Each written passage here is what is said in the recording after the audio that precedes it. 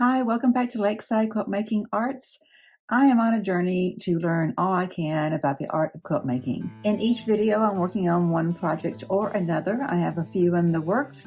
One of them is Moda Blockheads 5 Group 2. This is the one that we're working on today, and I'll be working on block 19. The other projects that are in the works is the Pick a Petal for the Quilt Show's Block of the Month by Jen Kingwell.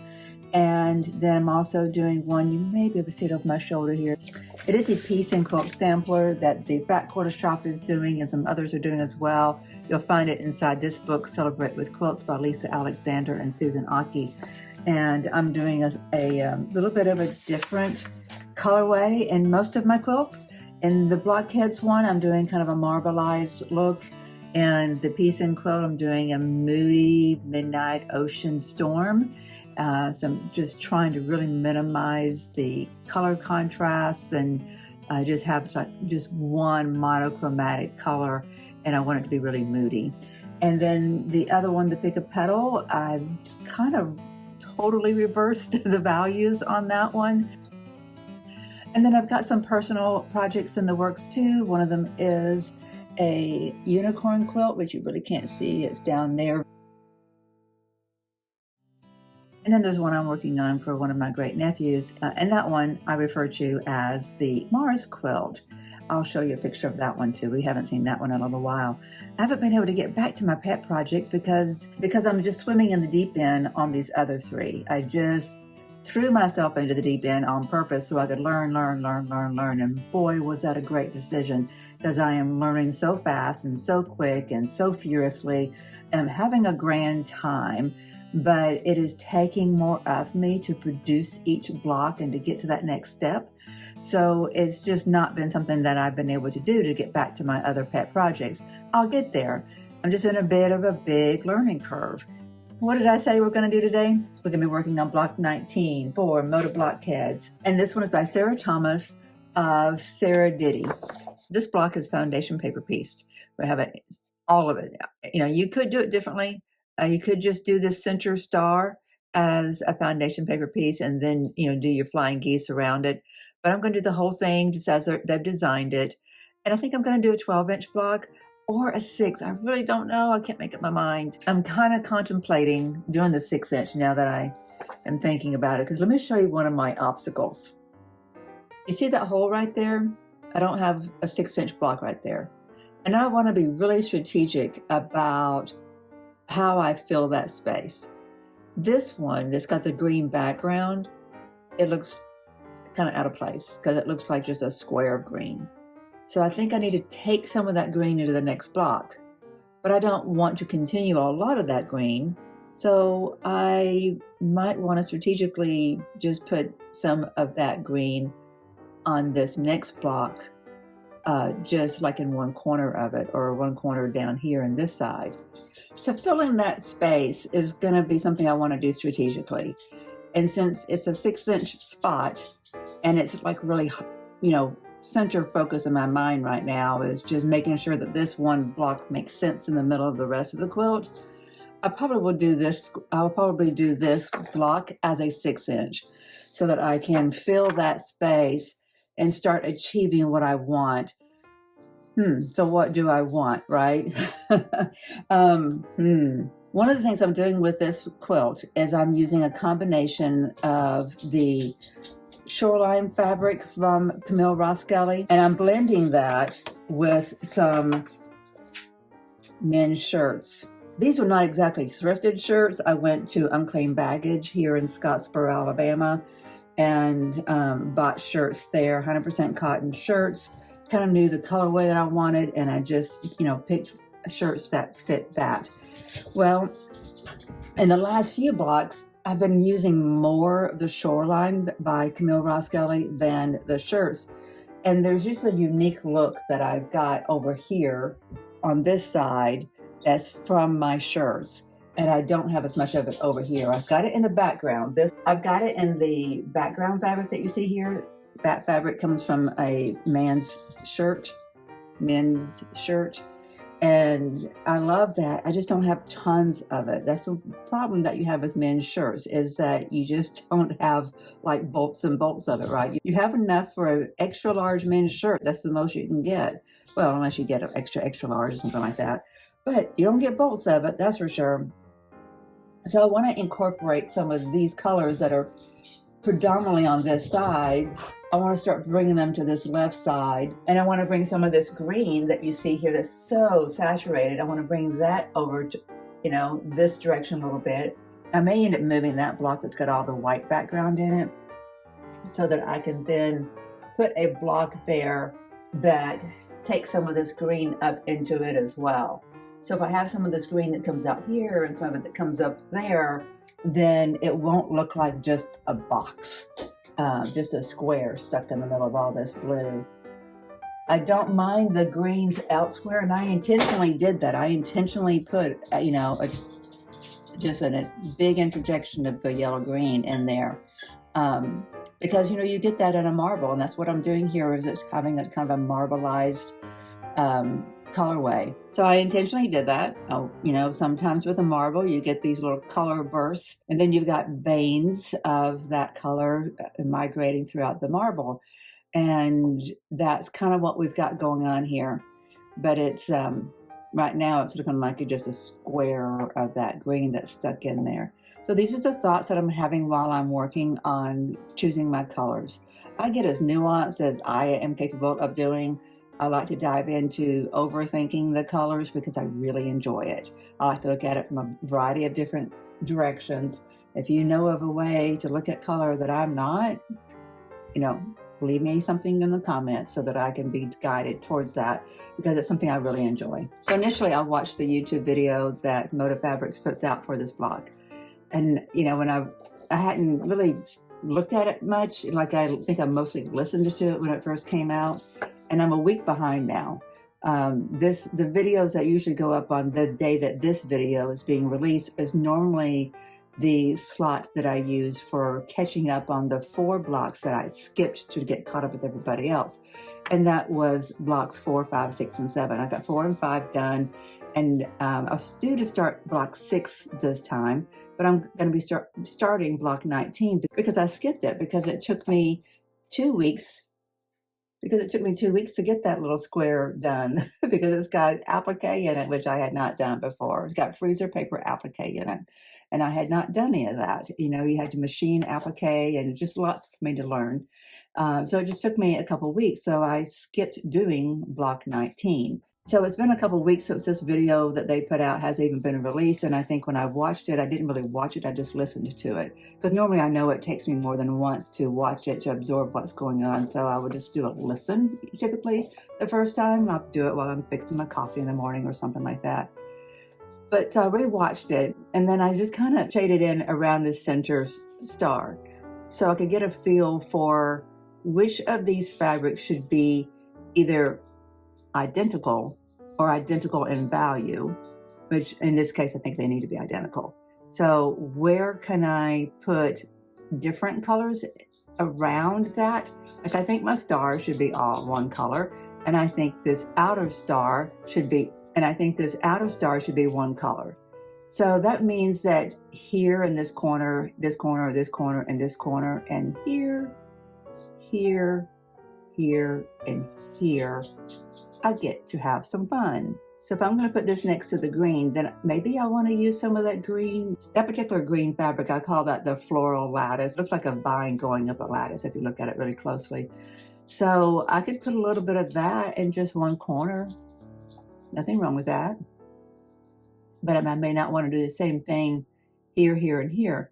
Even though this side and this side are constructed differently than this side and this side are, the colors are intended to be the same. Like this half square triangle and this half square triangle, that half square triangle and that half square triangle.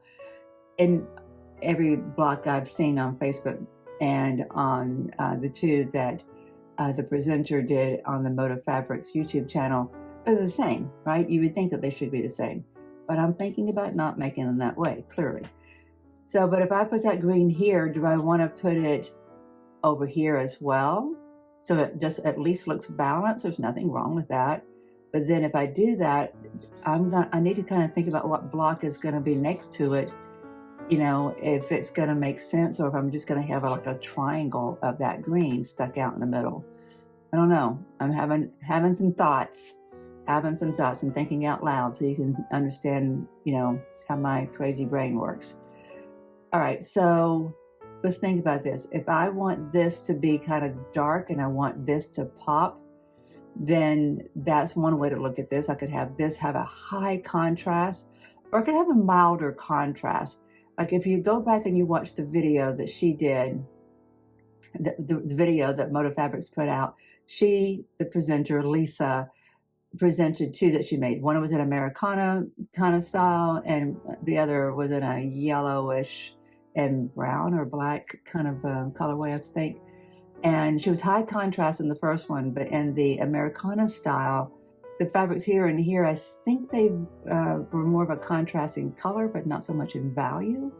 And that was really pleasing. And I think that's more like what I want to achieve here. However, at the same time, I kind of want to interject this, which is a high value fabric, right? Yeah, so far this is only in one of the blocks, and it's this one right here. And so I think a little bit of this would go nicely with the rest of the block, and it needs to come to this side, so I need to do some of that. Basically what I'm saying is that I want this next block to not have defined edges based off of what you would think the block itself needs. So instead of this, and this matching, and then, you know, each of these little triangles here in the middle matching, no, I don't want that. I do want, see if I can point well, I do want all of this that you see in this medium gray. I do want all that to match. And I do want all of this to match.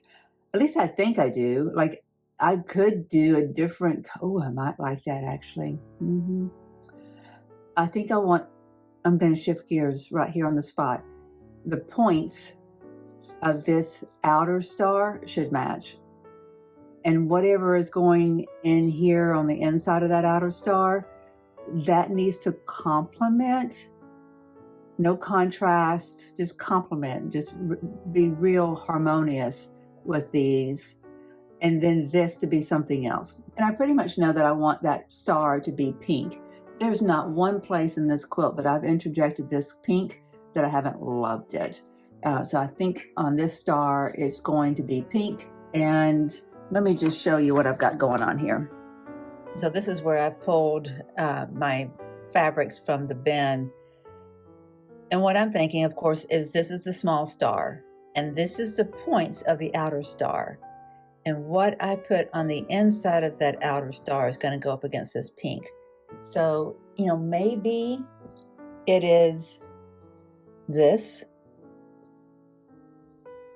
That would look lovely together, maybe. That looks fine. Would something else look good? We're going to talk about these other things in just a minute, so just hang on there. Yeah, should I go with something else that's a small print? It reads more as a navy, as a black, even though it's a navy. You can hear Ruby in the background. She's energetic at the moment. So what else could we do? Oh, what about this? Kind of like that. You know why I like it? Because, hang on, let me look at what I'm thinking about using in each of these points here is this, which is the light background of this design, of this fabric design. Ruby, are you going to start sewing? I guess I better turn that off. She just went over to the chair and bumped it, and it hit the lever that raised and lowered the foot.